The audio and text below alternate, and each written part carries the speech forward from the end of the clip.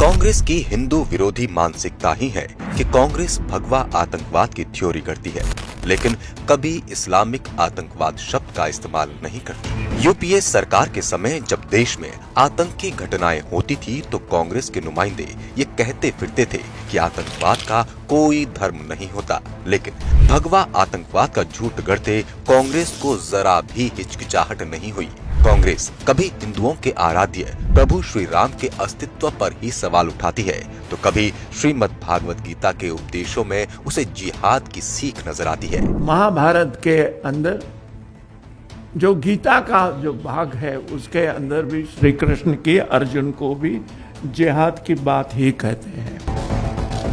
कांग्रेस के दबाव में पूर्व प्रधानमंत्री मनमोहन सिंह को ये तक कहना पड़ गया था कि देश के संसाधनों पर अल्पसंख्यकों का पहला अधिकार है। यूं तो कांग्रेस हमेशा से ही हिंदू विरोधी रही है, लेकिन साल 2005 में कांग्रेस सरकार ने निर्दोष हिंदुओं को सलाखों के पीछे डालने के लिए कम्युनल वायलेंस बिल की स्क्रिप्ट लिखी थी।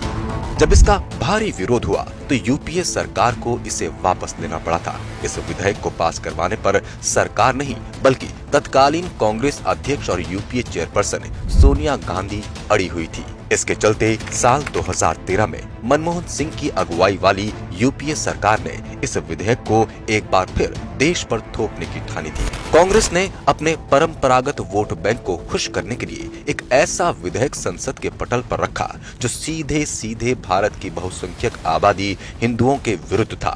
संविधान का उल्लंघन कर जो बिल कांग्रेस लाने पर अड़ी थी उसका विरोध भारतीय जनता पार्टी ने पुरजोर तरीके से किया।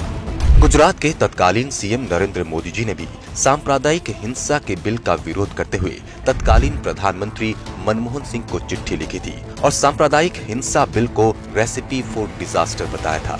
कम्युनल वायलेंस बिल के असफल प्रयास से पहले भी कांग्रेस ने सनातन धर्म को बदनाम करने की कोशिश की थी।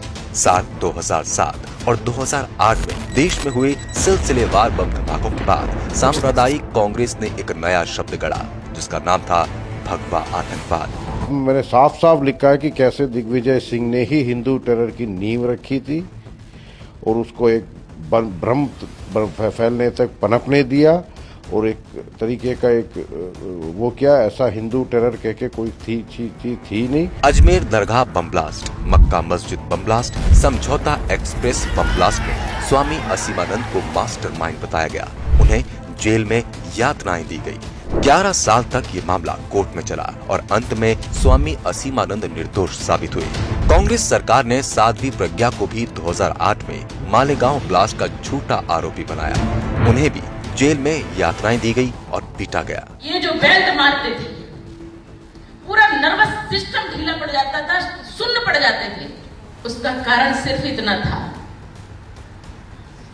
जो मुझे बाद में पता चला कि वो कहलवाना चाहते थे कि तुमने एक विस्फोट किया है और मुस्लिमों को मारा है। इतनी प्रताड़ना के बाद भी वे साध्वी प्रज्ञा को झुका नहीं पाए और बाद में एनआईए ने सबूतों के अभाव में उन्हें क्लीन चिट दे दी। साल 2007 में आरएसएस के प्रचारक सुनील जोशी हत्याकांड में भी साध्वी को आरोपी बनाया गया था, लेकिन देवास कोर्ट ने उन्हें सभी आरोपों से बरी कर दिया।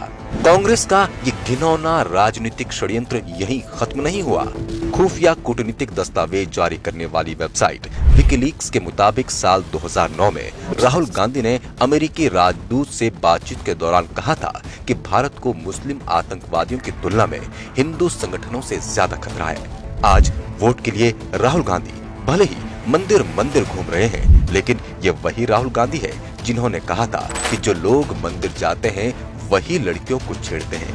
लोग मंदिर में जाते हैं, मत्था टेकते हैं, देवी की पूजा करते हैं, वही लोग आपको बस में छेड़ते हैं। हिंदू विरोध में कांग्रेस इस कदर अंधी हो चुकी है कि वो तमिलनाडु सरकार में अपने सहयोगी डीएमके के सनातन विरोधी बयानों का विरोध तक नहीं करती है। डीएमके के मुख्यमंत्री से लेकर नेता तक सब सनातन परंपरा के विरोध में गलत बयानबाजी करते रहते हैं। சனாதனம் என்பதை எதிர்ப்பதை விட ஒழிப்பதே நாம் செய்ய வேண்டிய முதல் காரியமாகும். இந்துவாக இருக்கிற வரை சூத்திரன், சூத்திரனாக இருக்கிற வரை நான் நீ விபச்சாரின் மகன்। और कांग्रेस भी हिंदू विरोध में डीएमके का साथ बखूबी देती है। It's not a religion.